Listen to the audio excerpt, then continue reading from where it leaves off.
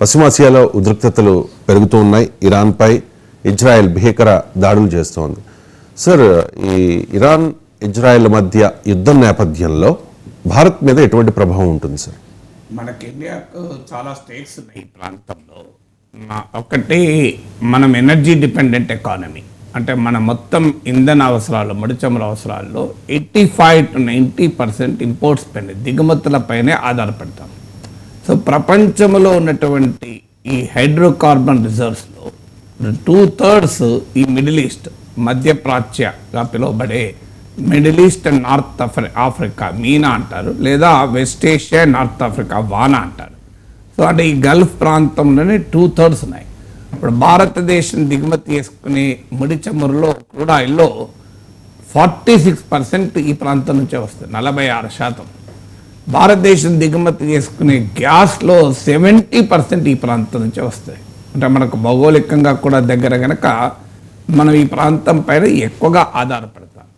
అందులో ఇందులో అత్యధిక భాగము స్ట్రెయిట్ ఆఫ్ హార్మోస్ అనేటువంటి జలసంధి ద్వారా వస్తుంది. సో అక్కడ ఇప్పుడు ఇరాన్ ఇజ్రాయెల్ మధ్య ఉద్రిక్తతలు పెరిగితే స్ట్రెయిట్ ఆఫ్ హార్మోస్ క్లోజ్ అయ్యి చౌక్ అవుతుంది. దానివల్ల ఇండియాకు ఎనర్జీ సప్లైస్ ఇబ్బంది అవుతుంది. సో పెద్ద ఎత్తున ఎనర్జీ ప్రైసెస్ పెరుగుతుంది. 12% దాకా పెరిగింది ఉద్రిక్తతలు పెరగడం వల్ల. సో ఈ last 10-11 years Narendra Modi prime minister అయినాక, ఆయన ప్రైమ్ మినిస్టర్ అవడానికి సంబంధం లేదని అనడం లేదు, కానీ వివిధ కారణాల రీత్యా గ్లోబల్ ఆయిల్ ప్రైసెస్ చాలా తక్కువగా ఉండడం వల్ల ఇండియన్ ఎకానమీకి అది ఒక క్వశ్చన్ లాగా ఉపయోగపడింది.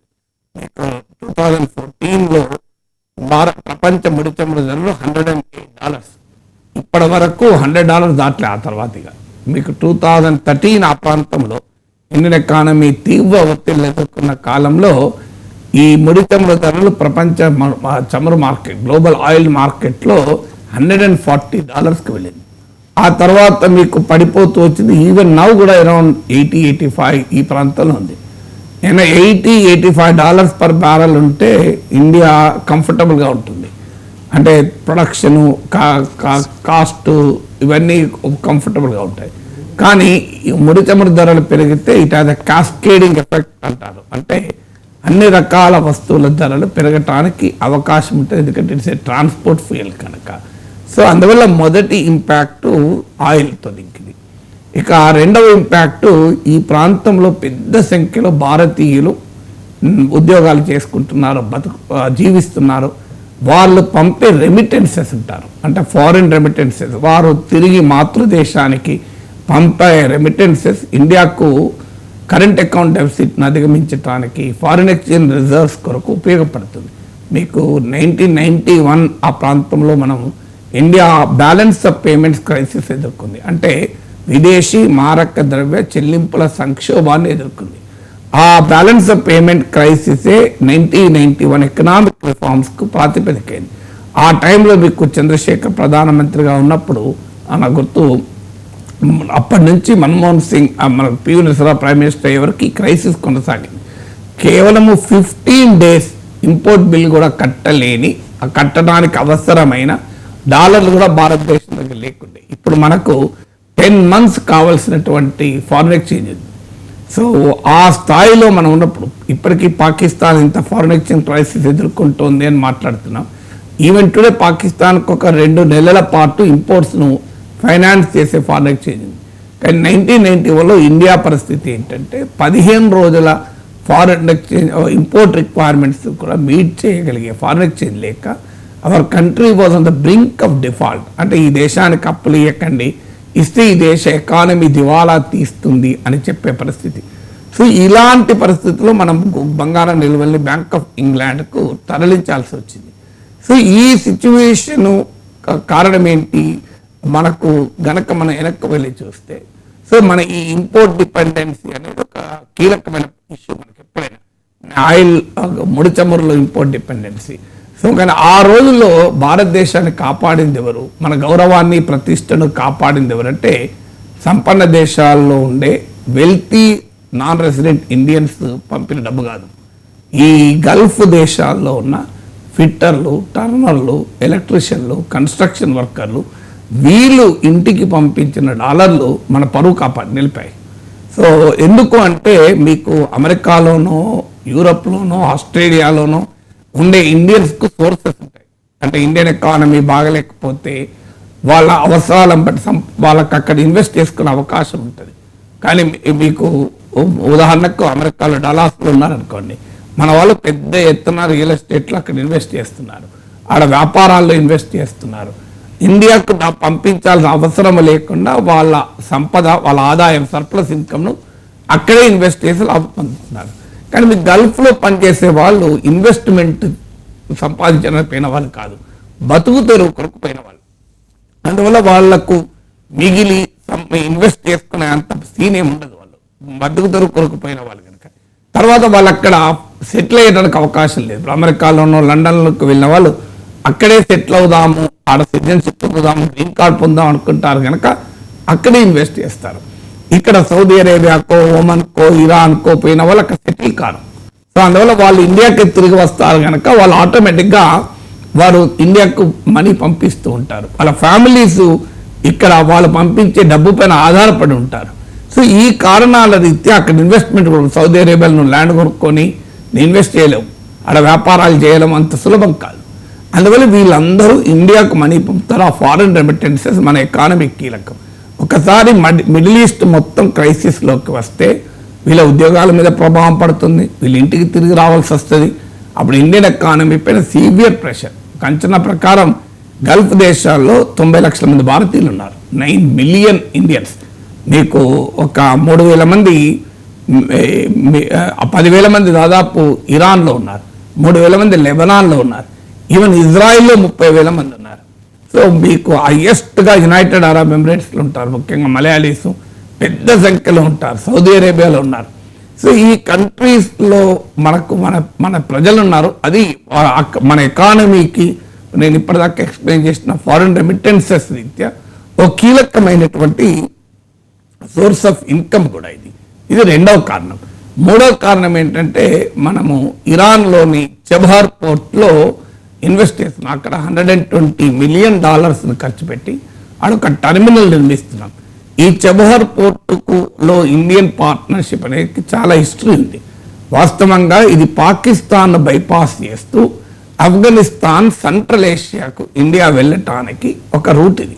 సో ఎందుకంటే ఈ సెంట్రల్ ఏషియా మాజీ సోవియట్ రిపబ్లిక్స్ అవి తుర్క్మెనిస్తాన్, ఉజ్బెకిస్తాన్, కిర్జిస్తాన్ ఇవన్నీ కూడా ఇవి ఏంటంటే ఇండియాకు కల్చరల్ లింక్స్, హిస్టారికల్ లింక్స్ ఉన్నాయి. చాలా ఎనర్జీ బేస్ ఉన్నటువంటి, అంటే ముడి చమురు, గ్యాస్ నిక్షేపాలు ఉన్న ప్రాంతం. ఇండియాకు చాలా కీలకమైన ట్రేడ్ పార్ట్నర్గా ఎమర్జ్ అయ్యే అవకాశం ఉంది. కానీ భౌగోళికంగా చూసినప్పుడు పాకిస్తాన్తో ఉన్న సమస్యలు మనకు ఇబ్బందిగా ఉంది.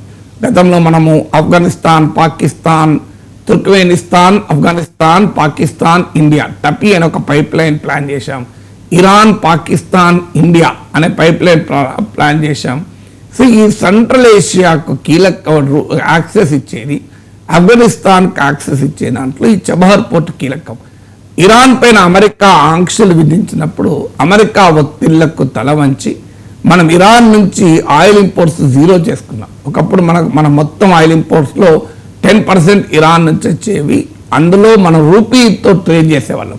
అంటే ఇరాన్ దగ్గర మనం ఎంత ఆయిల్ కొన్నా రూపాయలలో చెల్లిస్తాం కనుక వాళ్ళు మళ్ళీ మన దగ్గరే వస్తువులు కొనాలి. ఎందుకంటే ఈ రూపాయలు తీసుకెళ్ళి వాళ్ళు ఇంకొకనా ఏమీ చేయలేరు. కానీ ఇప్పుడు మనం అమెరికా నుంచో మరో దేశం నుంచో ఆయిల్ కొంటే డాలర్లలో చెల్లించాలి.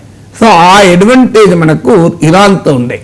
సో అయినా కూడా ఇరాన్ అమెరికా ఒత్తిళ్ల మేరకు మనం కంప్లీట్గా జీరోకి తెచ్చుకున్నాం. సో ఇరాన్ నుంచి వచ్చే ఆయిల్ చీప్ అయినా, కన్వీనియంట్ అయినా కూడా. అలాగే చెబహార్ పోర్ట్లో మన ఇన్వెస్ట్మెంట్ స్లో డౌన్ చేశాం.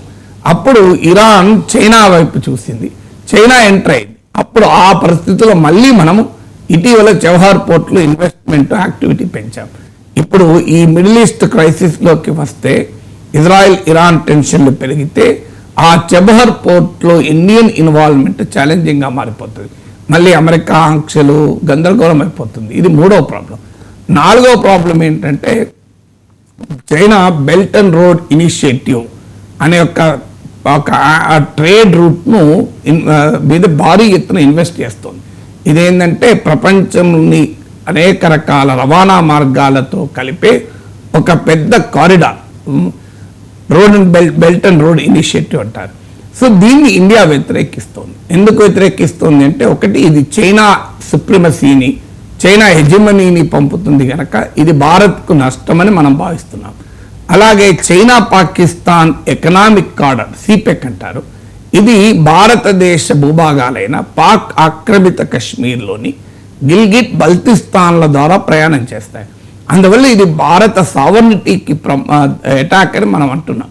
చైనా వాళ్ళు మేము ఈ సిపెక్ పాక్ ఆక్యుపైడ్ కశ్మీర్ భూభాగాల మీద వెళ్ళడం ద్వారా మేము కశ్మీర్ సావర్నిటీని గురించి మేమేమి అనడం లేదు అని అంటున్నా కూడా మన అనుమానాలు మనకున్నాయి.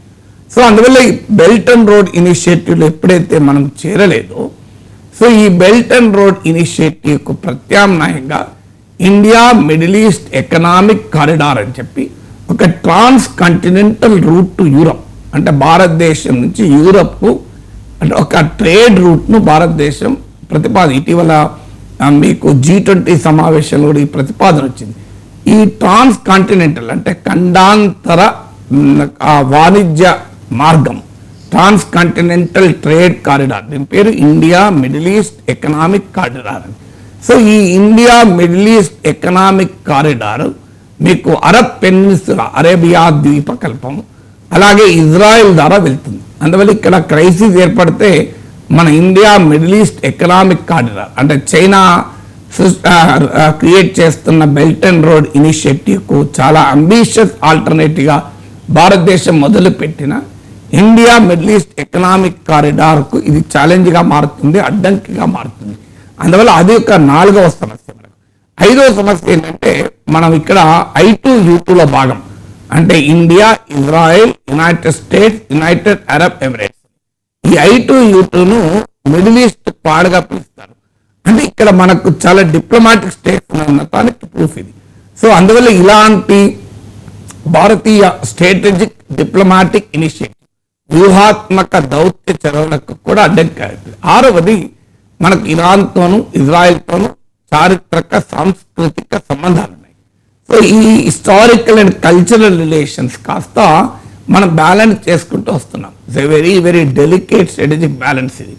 ఈ స్ట్రాటజిక్ బ్యాలెన్స్ ఎప్పుడు పనిచేస్తుంటే పీస్ టైంలో పనిచేస్తుంది, వార్ టైంలో ఈ స్ట్రాటజిక్ బ్యాలెన్స్ పనిచేయదు. ఇప్పుడు మనం అమెరికాను ప్రశ్నిస్తున్నాం కదా ఈ పాకిస్తాన్ విషయంలో. సో ఇండియా పాకిస్తాన్ల మధ్య వార్ రానంత కాలం అమెరికా నాటకం నడిచింది. అంటే భారతదేశంతో ఇటు పాకిస్తాన్తో సంబంధాలు పెట్టుకుంది, ఎక్కడ చర్చ రాలే. కానీ ఒకదాని ఇండియాకు పాక్ వార్ వచ్చిందో ఇప్పుడు అమెరికా ప్రశ్నగా నిలబడ్డది కదా, మరి ఇండియా వైపు ఉంటారా పాకిస్తాన్ వైపు ఉంటారా.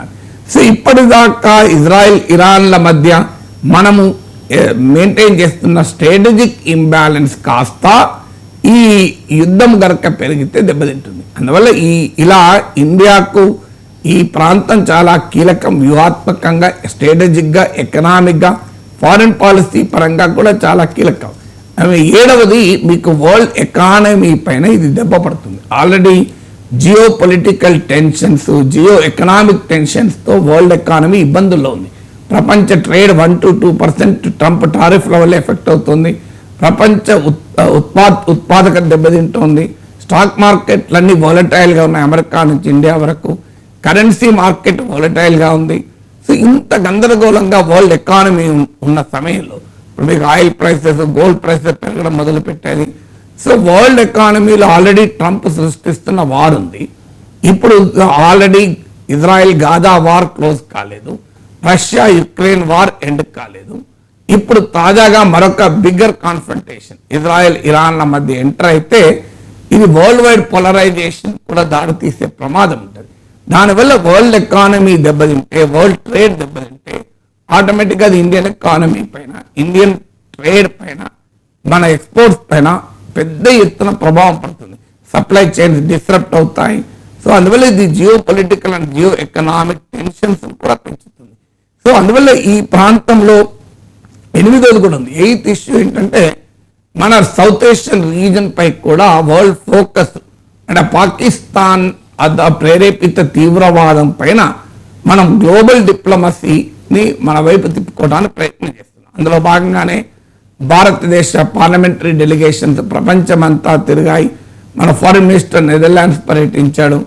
ఒకసారి ఈ పాకిస్తాన్ ఐసోలేట్ చేయాలి, పాకిస్తాన్ ఎక్స్పోజ్ చేయాలి అనే ఇండియన్ గ్లోబల్ డిప్లొమసీ మనం ప్రయత్నం చేస్తుంటే ఒకసారి ఈ ఇజ్రాయెల్ ఇరాన్ టెన్షన్స్ పోయి ఈ ప్రయత్నం మొత్తం డివేల్ అయ్యే ప్రమాదం కూడా ఉంటుంది. అందువల్ల ఇండియాకు స్ట్రాటజిక్ ఎకనామిక్ ఇంట్రెస్ట్ ఉన్నాయి. ఈ క్రైసిస్ కనుక మరింత డీపెన్ అయితే ఖచ్చితంగా మనకు ఛాలెంజెస్ ఎదురవుతాయి.